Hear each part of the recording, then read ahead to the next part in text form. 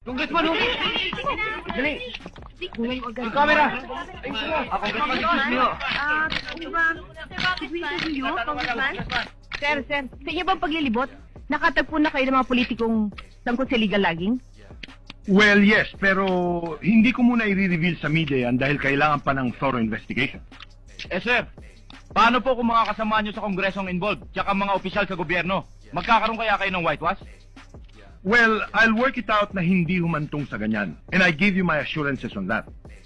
Nakamata ang buong mamamayan sa amin. Alam niyo yan. Eh sir, balita ho namin bago raw ho kayo pumunta sa meeting nagpapaganda raw ho muna kayong lalaki. Kahit na sino naman ay ginagawa yan para maging presentable. Hindi po ba nagpapatotoo lamang ito sa balitang pili daw po kayo sa chicks?